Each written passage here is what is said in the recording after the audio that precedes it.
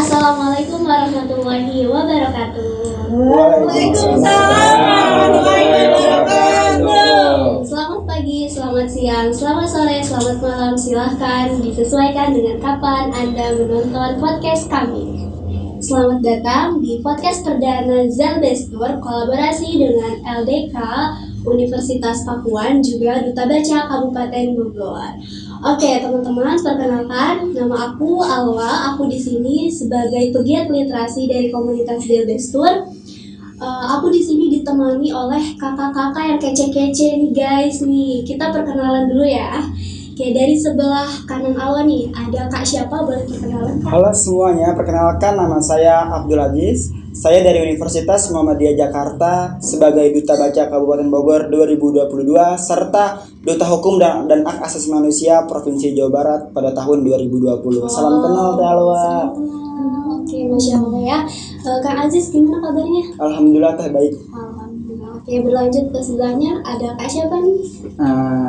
Assalamualaikum warahmatullahi wabarakatuh. Waalaikumsalam. Perkenalkan nama saya Muhammad Balik Fajar, ya, mahasiswa dari Institut Ummul Qura Al Islami Bogor, sebagai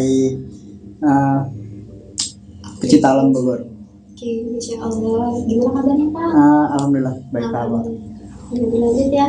Pemateri yang ketiga kita ada Kak siapa Kak? Boleh memperkenalkan diri? Assalamualaikum warahmatullahi wabarakatuh. Waalaikumsalam warahmatullahi wabarakatuh. Perkenalkan, saya Muhammad Lutfi Agustina dari Universitas Pakuan Bogor sebagai aktivis LDK Al-Kautsar Unpak. Oke. Salam kenal Kak Alma. Salam kenal. Oke, makasih ya para pemateri yang sudah menyempatkan waktunya untuk bisa hadir di podcast perdana kita nih. Nah, bentar. Yang jadi pertanyaan tuh kenapa ya kita mengundang dari duta hukum sekaligus duta baca, terus juga dari aktivis pecinta alam, dari aktivis LDK gitu. Oke, jadi gini teman-teman. Kita melihat fenomena yang hari ini terjadi di Indonesia ya, berdasarkan berita-berita yang sedang update nih di media sosial bahwa Indonesia itu sedang tidak baik-baik saja. Kenapa? Karena banyak sekali bencana-bencana alam yang terjadi di Indonesia gitu. Nah, oleh karena itu podcast kita kali ini kita akan membahas atau mengupas tuntas nih fenomena bencana alam. Apakah ada nih kaitannya dengan faktor alamnya sendiri, terus dengan faktor sosial juga. Nanti kita akan mencari tahu bagaimana dari ketika dilihat dari sisi pandang agama Islam itu sendiri seperti itu. Langsung aja nih kita bahas dari pemateri pertama dulu ya, dari Kak Fajar sendiri sebagai aktivis pecinta alam nih Kak. Menurut Kakak sendiri, tanggapan Kakak gitu terhadap bencana alam yang hari ini terjadi di Indonesia itu seperti apa Kak? Boleh Kak? Oke.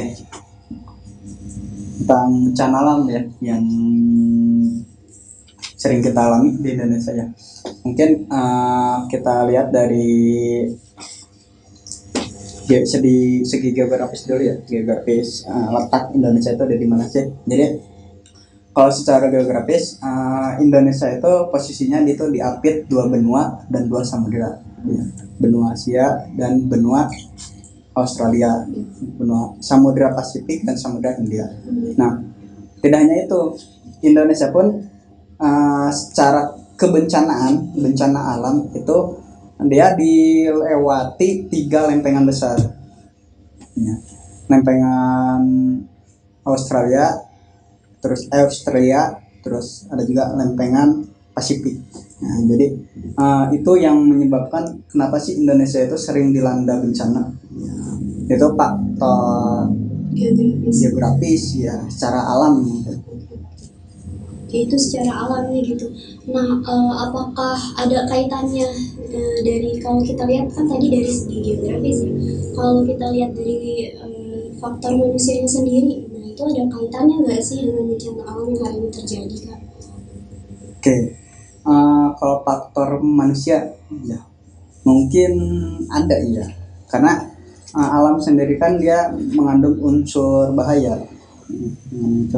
Sedangkan manusia itu sendiri dia sifatnya itu memendam. Nah, bencana desa kan banyak kayak longsor, banjir, gempa bumi, angin puting beliung. Oke, ya kita ambil contoh angin puting beliung aja. pemicu angin puting beliung itu dia bisa membesar karena adanya dataran itu tidak ada pepohonan sama sekali. Dataran di bawah. Ya, dataran baik itu di bawah maupun di Atas. di atas. Jadi ketika ada dataran yang tidak ada pepohonan sama sekali, ketika angin itu ya muncul, dia akan membesar. Karena angin puting beliung itu ketika muncul dia kecil dulu, pasti kecil, nggak langsung besar, enggak.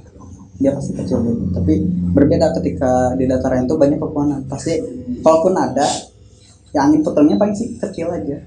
Potensinya itu tidak akan besar bahayanya. Berarti ya berpengaruh ya aktivitas manusia gitu, perilaku manusia. Apalagi kita tahu sekarang tuh banyak banget manusia yang melakukan penerbangan secara liar ya, nanti itu berpengaruh ya Pak. Ya sangat pengaruh. Pengaruh. Itu dari segi manusianya sendiri. Kalau dari segi iklimnya nih Kak, iklim Indonesia itu ya. Kalau musim di Indonesia itu kan ada dua, dan itu berpengaruh juga nggak terhadap bencana? Jadi letak Indonesia itu kan berada di garis khatulistiwa ya. Intinya berada di tengah-tengah bumi gitu. Jadi bumi itu mau dibulat kemanapun, ya Indonesia itu letaknya pasti akan terkena sinar matahari. Jadi ini bisa dikatakan Indonesia itu punya iklim itu ya musiman. Jadi kayak musim hujan ya. Itu musim hujan itu ada momen dimana curah hujannya itu sangat tinggi. Jadi potensi bencana alamnya itu pasti akan tinggi juga. Contoh longsor, banjir. Longsor akan terjadi ketika dimana di dataran atau dataran tinggi ya, pepohonannya itu kurang, pasti akan terjadi longsor kan. Dari segi ilmu ya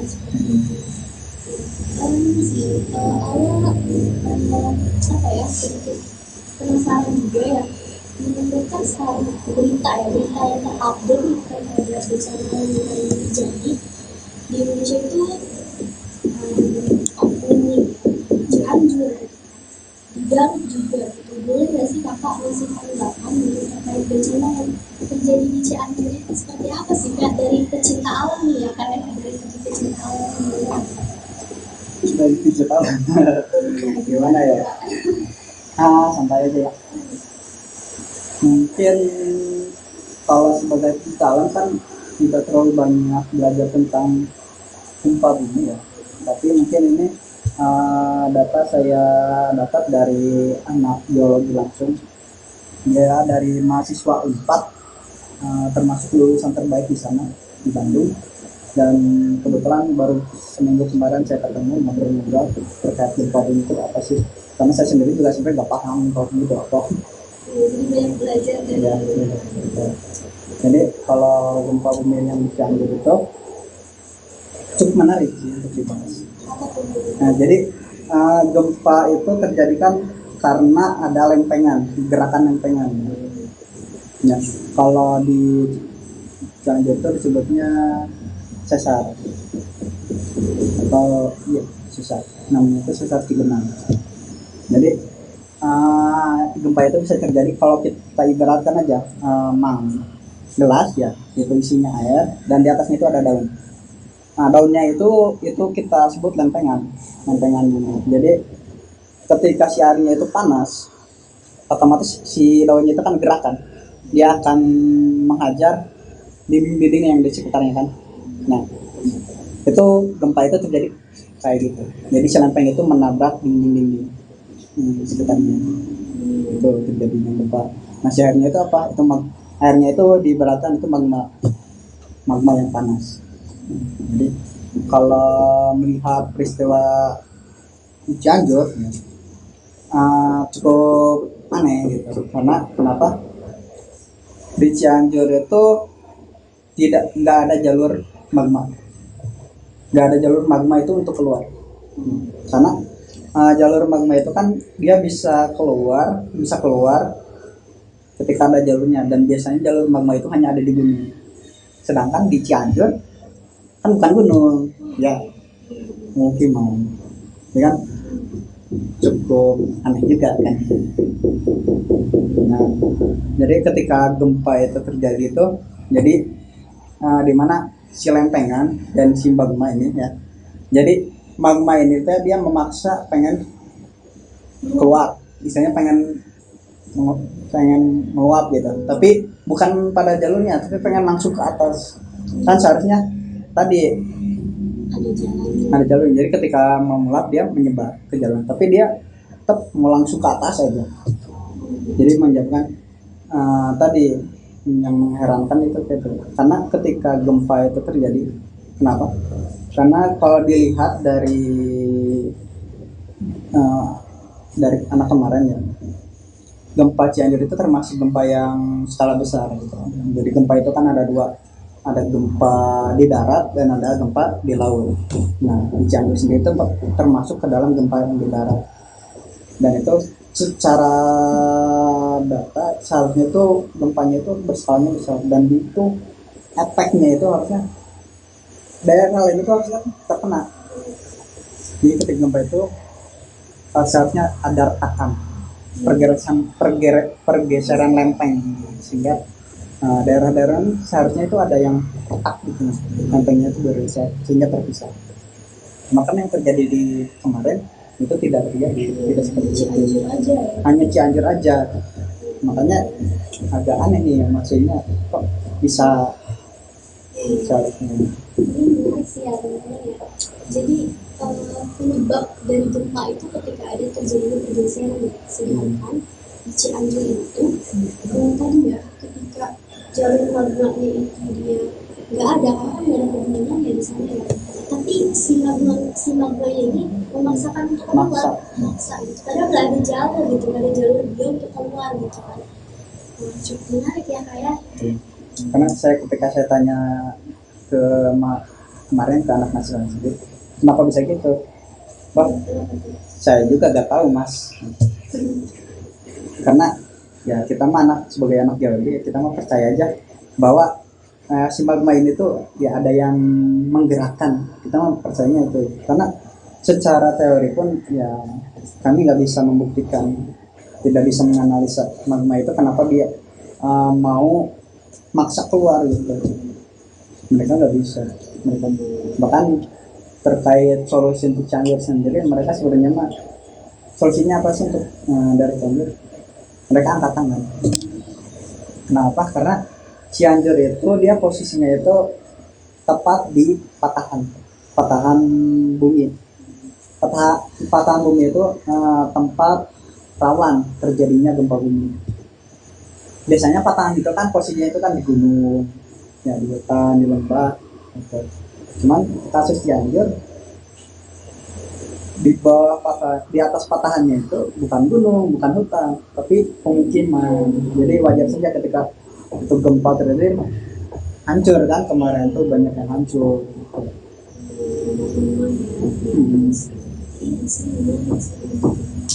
Oke, dari segi alam ya, dari teorinya sendiri, gempa bumi itu ya harusnya magmanya itu keluar ada jalannya gitu ya, ada jalan pada jalurnya. Tapi nggak ada gitu ya di Cianjur sendiri. Di atas itu bukan pegunungan ya, tapi pemukiman gitu. Oke, itu mungkin di apa aja ya sebagai aktivis. Nambahin sedikit lagi. Jadi terkait diskusi kemarin itu saya agak menarik juga sih diskusinya. Saya sama anak geologi itu dia orangnya luar biasa lah. Jadi dia itu memprediksikan 5 tempat yang akan terjadi gempa setelah Cianjur. Nah yang dia sebutkan itu setelah Cianjur itu Garut, Sukabumi, dan 2 lagi saya lupa. Setelah Cianjur, jadi Garut dan Sukabumi. Dan setelah selang beberapa hari dia menyatakan itu, dan benar terjadi di Garut itu gempa bumi. Dan setelah di Garut langsung kan di Sukabumi itu gempa bumi lagi kan.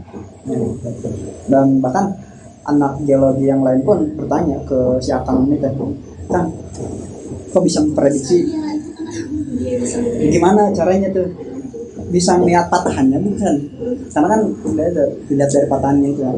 Kayak kata si Akangnya, oh saya nggak bisa melihat patahannya, saya mah memprediksi ya dari segi ya akidah dia bilang sih itu. Jadi sedikit membahas sosial mungkin ya. Jadi kan di Cianjur itu kalau menurut si Akang ya tadi di Cianjur itu terdapat satu gereja di sana tersebut merupakan salah satu gereja terbesar di Asia. Terbesar di Asia. Iya, terbesar di Asia. Jadi luas juga, terluas. Bentuknya mah bukan gereja, bentuknya mah biasa aja sebenarnya. Kata dia bentuknya itu seperti biasa, tapi isinya itu Orang-orang yang tadi menarik sih Kak, ada gereja besar tapi bentuknya bukan gereja, jadi itu sebuah bangunan aja gitu. iya, jadi bangunannya bangunan biasa aja, tapi sebenarnya gereja. Awalnya itu dia cuman kayak tempat kecil, tapi semakin lama dia tuh tanah yang ada di samping itu dia dibeli tuh, bisa beli sampai sekarang menjadi besar gitu. Kenapa? Sindikat ketika ditelusuri ternyata di Cianjur itu bukan gereja untuk orang yang beribadah saja, tapi mereka termasuk ke dalam jaringan kristenisasi. Jadi memang orang-orang yang memang sudah memprogramkan untuk mengkristenkan orang-orang yang dari sekitarnya. Dan emang kenapa gitu ya, maksudnya apa yang harus kita permasalahkan gitu dari adanya gereja besar itu? Jadi apa yang saya tanyakan, jadi di kitab mereka itu kan ada bahwa mereka itu terlalu banyak agama Islam itu harus disingkirkan. Jadi mereka punya misi itu untuk menyingkirkan agama Islam. Jadi kenapa termasuk ke dalam jaringan besar? Yang namanya jaringan besar kan berarti kan punya misi kan? Iya, betul. Jaringan besar dan punya misi. Berarti kan misinya pun bukan misi yang biasa aja. Gitu. Dan kenapa si Akang tadi ya bisa memprediksi bahwa di Garut, di Sukabumi dan di dua tempat ini akan terjadi gempa? Ternyata di Garut dan di Sukabumi pun ternyata di situ ada jaringannya juga, jaringan gereja. Dan itu antara Cianjur, Garut, Sukabumi itu terjalin komunikasi, saling menjalin komunikasi. Jadi sebenarnya jaringan untuk kristenisasi itu sudah melebar gitu ya, mas, dari Cianjur, Garut juga Sukabumi gitu. Cukup aneh juga sih pembacaannya, Iya. tapi ya menarik gitu. Kok bisa sih si Akangnya berpikirannya ke situ? Oke. Itu dari segi belajar ya, terus apa tadi menyampaikan pengalaman komunikasi dari kakak tadi ya. Iya. Oke, aku penasaran juga nih, itu kan dari faktor alam ya, dari sudut pandang alam, dan coba kita beralih ke sudut pandang sosial nih. Jadi Kak Ajis sebagai duta hukum sekaligus duta baca gitu, memandang fenomena bencana alam yang hari ini terjadi ya di Indonesia itu seperti apa sih Kak? Tanggapan Kakak? Oke, terima kasih Dawa. Mengenai tentang bencana alam, fenomena sosial ya. Kan pada fenomena sosial terlebih dahulu. Fenomena sosial adalah salah satu fenomena yang terjadi di sekitar lingkungan masyarakat. Karena terdapat dalam sosial. Kenapa sosial? Karena manusia itu adalah makhluk sosial, betul kan? Betul. Nah, di dalam fenomena sosial ini banyak sekali nih karakteristik, bahkan banyak sekali fenomena yang terjadi di dalam masyarakat, terutamanya yang sudah tak heran di Indonesia itu terjadinya gejala-gejala seperti gempa, banjir, longsor. Itu salah satu bentuk fenomena sosial. Bagaimana masyarakat itu harus mengetahui, harus berpikir secara jernih bahwasanya fenomena sosial itu sangat lebih dari sangat penting gitu. Kita kasih satu contoh di Cianjur tadi. Dijelaskan juga oleh Kang Fajar bahwasanya di Cianjur itu mengenai dengan fenomena sosial itu adanya agama umat Islam itu berpindah agama ke dalam agama gereja, itu salah satu bentuk fenomena sosial. Nah, kenapa bisa terjadi? Pasti bisa karena adanya fasilitas di sana yang lebih mempermudahkan mereka untuk bisa bergabung ke dalam gereja tersebut. Aksesnya lebih mudah, betul kata Alwa. Di dalam fenomena sosial itu ya kita bahaslah anak muda gitu, anak muda zaman sekarang, apalagi anak muda pelajar, mereka itu lebih gampang untuk diasut yang lebih buruk. Contohnya anak muda zaman sekarang itu di fenomena sosial, bahkan gak hanya di Cianjur ya tawa, di Bogor pun sama, di kota Bogor pun sama, bahkan di seluruh Indonesia itu anak muda adalah salah satu sebagai alat perubahan untuk bangsa seharusnya. Akan tetapi anak muda di daerah Cianjur itu sudah terbawa arus negatif nih. Bahwasannya waktu itu saya pernah membaca satu isu begitu mengenai tentang anak muda di Cianjur itu mereka itu terjerumus kepada LGBT. Tahu kan LGBT apa? Nah, itu adalah salah satu dampak fenomena sosial yang sangat berat di masyarakat Cianjur. Bahkan kenapa bisa terjadi gempa di Cianjur itu karena adanya LGBT gitu ya, kalau ya bisa jadi juga gitu. Karena saya sempat baca bahwasannya Cianjur itu tidak hanya adanya gereja yang tadi Kang Fajar ceritakan, bahwasannya adanya salah satu kalangan remaja di Cianjur itu mereka terjerumus kepada LGBT seperti lesbi, gay, biseksual dan transgender lainnya. Itu kan salah satu memanggil murka Allah, bahwasanya sudah dijelaskan di berbagai hadis ataupun sumber Al-Qur'an bahwasanya LGBT itu sangat dilarang oleh agama gitu.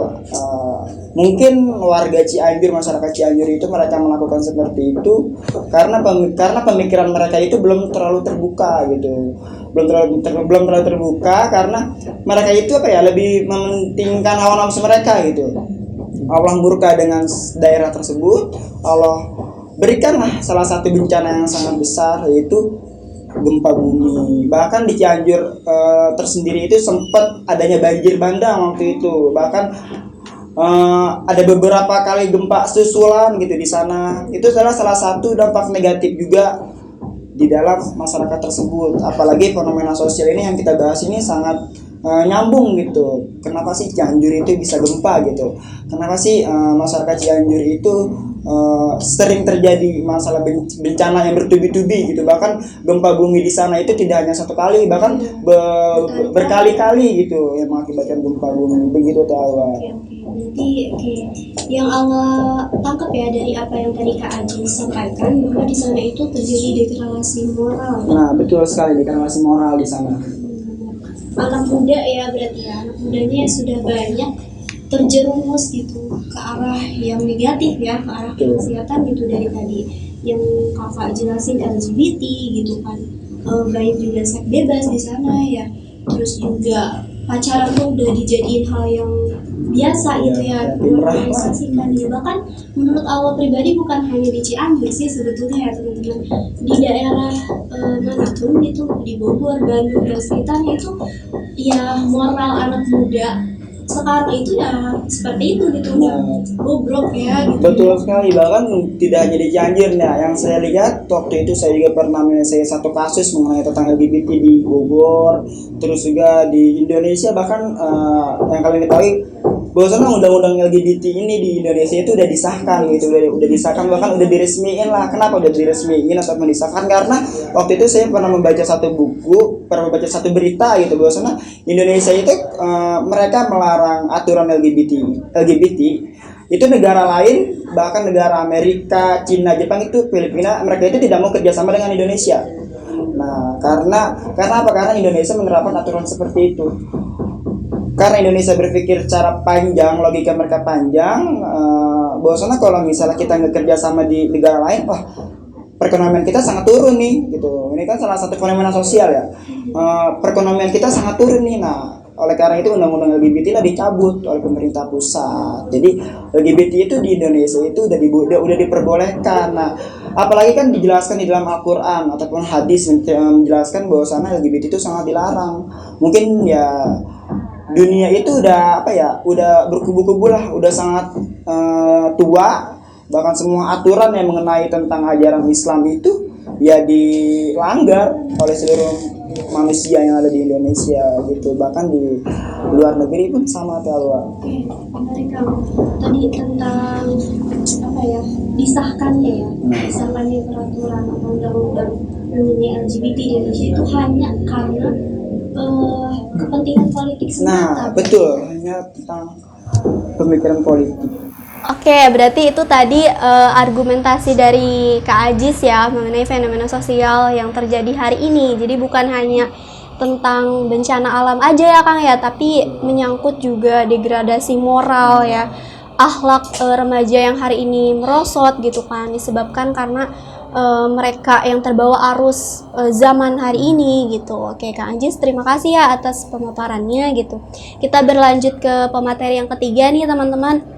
Ada Kaluki dari LDK Unpak ya.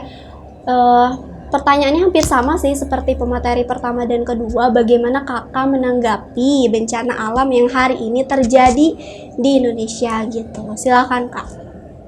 Baik, Halwa, izin menanggapi. Bismillahirrahmanirrahim.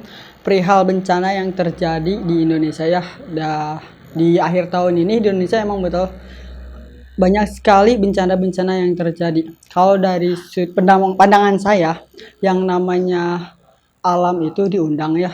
Misalnya bencana alam itu diundang. Kata Ustadz Asdad Latif juga, bencana muncul karena manusia yang mengundang. Nah, masalah alam dan manusia itu sama-sama makhluk, tapi bedanya kalau manusia itu dikasih pilihan. Misal, manusia dikasih pilihan antara hak dan batil. Dia mau ke jalan yang lurus atau jalan yang lain. Tentu setiap pilihan mereka punya pasti dapat konsekuensi yang didapat gitu kan. Nah, beda dengan alam. Kalau alam, walaupun misalkan dia kehel sama manusia, misalnya kesel gitu, tapi dia nggak bisa sekehendak langsung menenggelamkan manusia atau langsung mengajar manusia gitu kan, tapi atas seizinnya. Berarti alam kalau terjadi sebuah bencana di bumi ini berarti ada yang memerintahkan atau Allah yang mengizinkan gitu kan. Masalah perihal mengizinkan berarti Allah tuh bertujuan untuk apa sih adanya terjadi bencana gitu loh. Pasti kan ingin manusia itu, kalau menurut pandangan ya yang saya tahu itu supaya manusia itu ingat dan kembali kepada Robnya gitu, kembali ke jalan yang lurus. Tapi balik lagi tergantung manusia dia evaluasi diri atau enggak sih, kayak gitu kak. Nah kak, boleh gak sih dikasih satu sumber yang valid gitu terkait yang tadi kakak sampaikan ya, bahwa iya betul gitu, bencana yang hari ini terjadi di Indonesia itu atas campur tangan manusia itu sendiri, atas perbuatan-perbuatan dari manusia. Nah ada nggak sih sumber yang validnya gitu yang bisa memperkuat argumen kakak gitu? Baik, mungkin yang paling valid, sumber tervalid 100% itu pasti Al-Quran. Nah, perihal yang bahwa manusia yang mengundang sebuah bencana itu saya tahu dari Ustadz Asdad Al-Latif ya. Perihal itu ada di Quran surah Ali Imran ayat 112. Mungkin saya izin membacakan ya, khawatir salah kalau lewat hafalan gitu. Bismillahirrahmanirrahim. Langsung artinya paling ya. Mereka diliputi kehinaan di mana saja mereka berada, kecuali jika mereka berpegang pada tali agama Allah dan tali perjanjian dengan manusia. Mereka mendapat murka dari Allah dan selalu diliputi kesengsaraan. Yang demikian itu karena mereka mengingkari ayat-ayat Allah dan membunuh para nabi tanpa hak, alasan yang benar, dan demikian itu mereka durhaka dan melampaui batas. Kayak gitu. Nah, itu kan tadi dari kata Ustadz Asdad Al-Latif itu sebenarnya ada 4 faktor pengundang bencana. Cuman yang saya tahu itu yang saya ingat 2. Di surat ini yang pertama tentang karena mengingkari ayat-ayat Allah, dan yang kedua itu membunuh para nabi. kayak gitu kan. Kalau mengingkari ayat-ayat Allah tuh, bahkan sekarang tuh banyak boro-boro membaca ayat Al-Quran. Banyak sekali kondisi sekarang itu apalagi anak-anak muda itu jauh sangat terhadap yang namanya Al-Quran gitu. Lebih banyaknya ke HP kayak gitu. Makanya Allah tuh menginginkan manusia kembali kepadanya, karena Allah itu saking cinta, kan Allah itu maha pengasih lagi maha penyayang kayak gitu. Terdapat di surat Ar-Rum ayat 41. Izin membacakan juga ya. Bismillahirrahmanirrahim. Telah tampak kerusakan di darat dan di laut disebabkan perbuatan tangan manusia. Allah menghendaki agar mereka merasakan sebagian dari akibat perbuatan mereka, agar mereka kembali ke jalan yang benar. Nah, tujuan Allah itu adanya musibah itu buat mengingatkan kembali kepada mereka bahwa tujuan hidup mereka itu harusnya seperti apa. Karena Allah menciptakan manusia bukan hanya main-main saja, pasti ada tujuan. Dan manusia memberikan fungsi tugas perannya seperti apa. Nah, banyak sekali kan tadi kondisi-kondisi yang Kang Ajis jelaskan, Fajar jelaskan, bahwa zaman sekarang tuh udah kacau gitu ya. Udah ada LGBT, udah tahu itu haram, dan bahwa di sejarah para nabi dan rasul juga pernah terjadi gitu kan terhadap LGBT. Terus terhadap minuman khamar, apalagi tentang perzinahan, pacaran dianggap legal, dianggap biasa kayak gitu kan. Kayak gitu sih. Menarik nih Kak, tadi ya terkait sejarah gitu ya. Kalau kejadian hari ini gitu yang kita tahu ya gitu, bencana alam gitu kan disebabkan salah satu faktornya tadi Kang Ajis menjelaskan karena LGBT yang marak gitu di daerah Cianjur, dan juga banyak sekali di daerah-daerah lain pun yang itu karena ulah atau perbuatan dari manusia-manusia sendiri, dan diperkuat oleh Kaluki dari ayat Al-Quran ya, surat Ar-Rum ayat 41 gitu, bahwa bencana yang hari ini terjadi itu karena perbuatan tangan-tangan manusia gitu. Menariknya ini Kak, sejarah tadi ya yang tadi Kak Luki sampein gitu, sejarahnya Nabi Lut ya beserta kaumnya itu kan sejarah dulu ya. Apakah ada kaitannya gitu dengan fenomena yang hari ini terjadi gitu? Itu kan hampir apa ya istilahnya tuh sama gitu loh. Cuman gimana tuh menurut Kak Luki sendiri? Boleh dijelasin nggak? Perihal sejarah berkaitan dengan kondisi sekarang ya.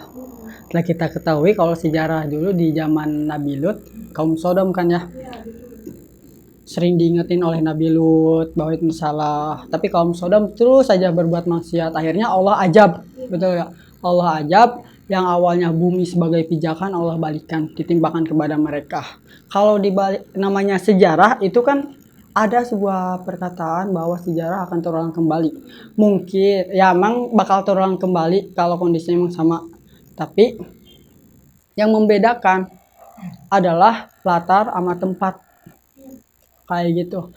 Nah, kalau dulu saya pernah diskusi juga terhadap perbandingan yang HIV sama dengan yang kisah Nabi Lut. Kalau Nabi Lut itu kan diajab dari perihal yang awalnya bumi sebagai pijakan Allah balikan ditimpakan ke mereka. Kalau sekarang mereka HIV karena banyak terkait tentang free sex, mungkin seks bebas. Nah, terjadilah penyakit yang namanya HIV. HIV ini nggak ada obatnya, belum ada obatnya, hanya pencegahan kayak gitu imun. Nah, ada orang yang berargumen tuh, dia bilang bahwa ya ini tuh ajab, penyakit HIV itu adalah ajab. Kan yang awalnya imun tubuh itu seharusnya melindungi kan, ini mah malah imun tubuhnya yang diserang. Harusnya kan imun tubuh yang menyerang sesuatu yang bakal merusak tubuh, tapi ini mah imunnya yang diserang kayak gitu. Jadi kebalikan, sama halnya kalau dikaitkan dengan tadi kisah Nabi Lut, kalau dipikir menurut saya itu relate sih kayak gitu.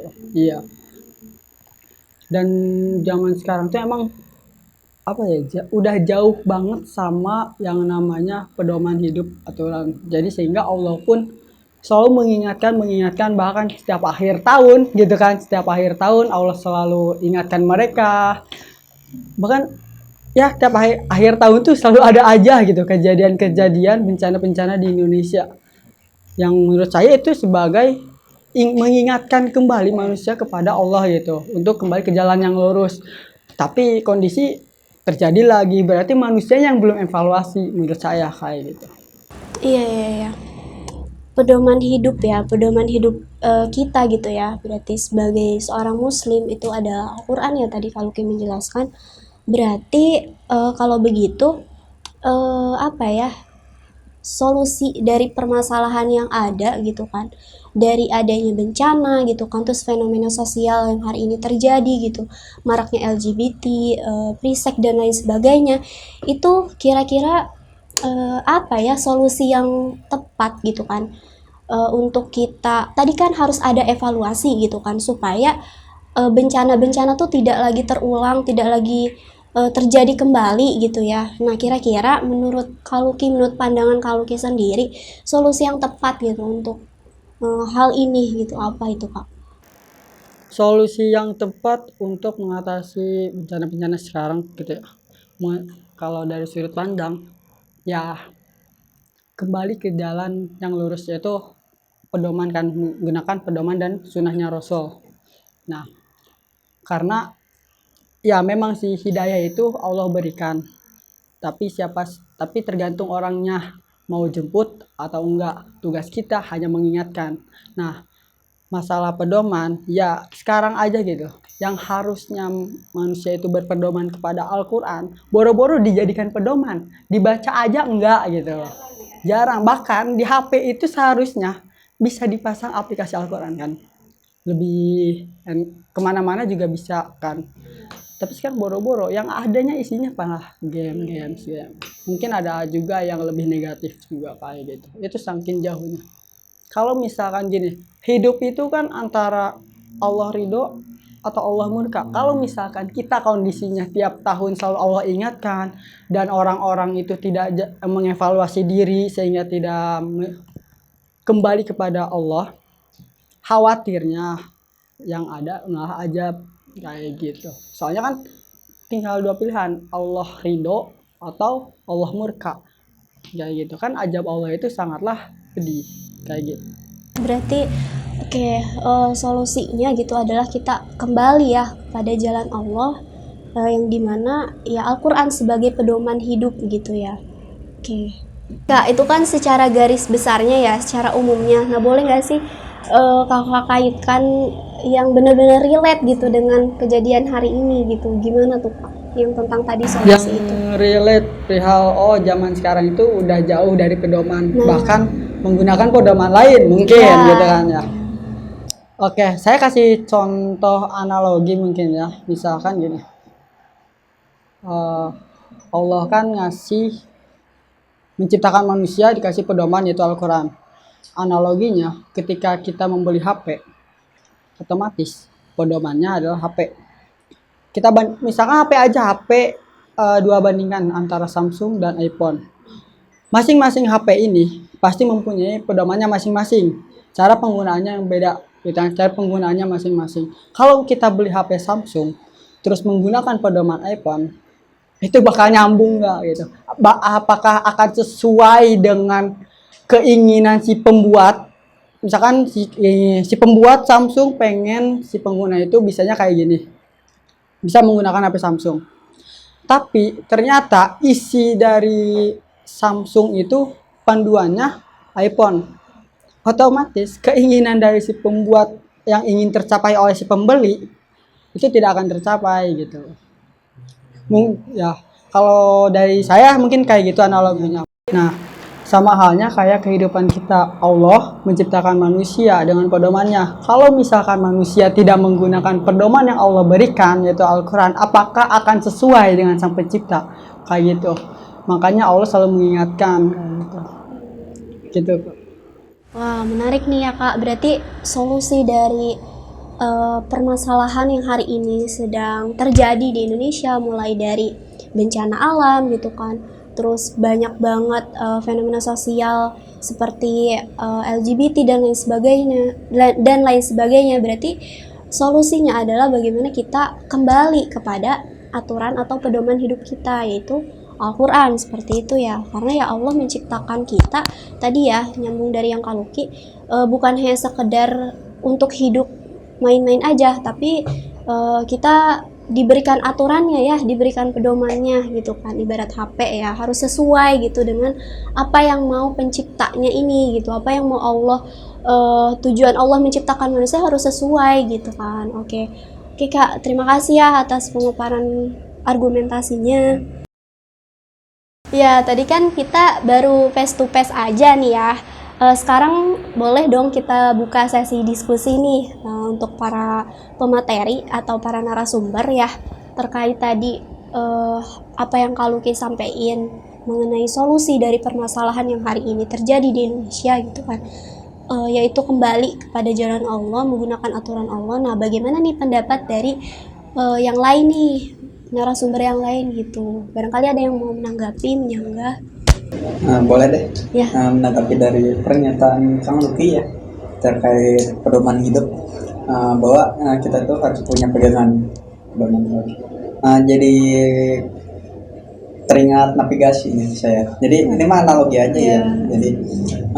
Jadi ketika saya melakukan perjalanan ya, navigasi perjalanan ke gunung, jadi tadi ada yang namanya navigasi itu dimana kita memerlukan yang namanya peta sama kompas, dimana peta sama kompas itu menjadi acuan saya dalam perjalanan. Nah, contoh ketika saya mau melakukan perjalanan ke Gunung Slamet, nah itu peta yang harus saya bawa tuh ya peta Gunung Slamet. Jangan sampai saya membawa peta gunung gede gitu. Nggak nyambung kan, ya? Nggak nyambung nanti ketika saya di lokasi, ya nggak bakalan ketemu gitu. Iya, betul. Jadi peta itu bisa dikatakan sebagai penunjuk jalan sekaligus bisa menentukan nih posisi saya itu ada di mana ketika di hutan. Karena kan di hutan tuh nggak bisa menggunakan handphone ya, kan nggak ada sinyal gitu, susah. Jadi yang digunakannya itu adalah peta. Peta dan kompas. Dan dengan peta dan kompas itu bisa menentukan posisi kita tuh ada di mana. Oke. Peta sebagai pedoman hidup, kompas sebagai petunjuk hidup, seperti itu kok. Oke. Mungkin dari pemateri yang lain barangkali ada yang mau menanggapi lagi apa yang disampaikan Kang Fajar. Izin menanggapi. Nah, berarti kan tadi analoginya kompas dan saya analogi pertama adalah tentang HP. Berarti betul. Nah, kata Kang Fajar, ketika kita ke Gunung Slamet, peta yang dibawa adalah peta Gunung Slamet, gak mungkin yang lain. Kalau misalkan kita bawa yang lain bakal tersesat kan. Sama halnya kayak hidup yang saya bilang tadi, Allah menciptakan manusia dengan pedomannya yang udah sesuai inginnya apa yang dicapai gitu kan. Ketika manusia tidak menggunakan Al-Quran sebagai pedoman hidup, sebagai aturan hidup, apakah dia akan jalan lurus atau dia akan selamat atau berbelok kayak gitu. Kan tujuan Allah menciptakan manusia itu pasti ada tujuannya, yaitu beribadah pada Allah.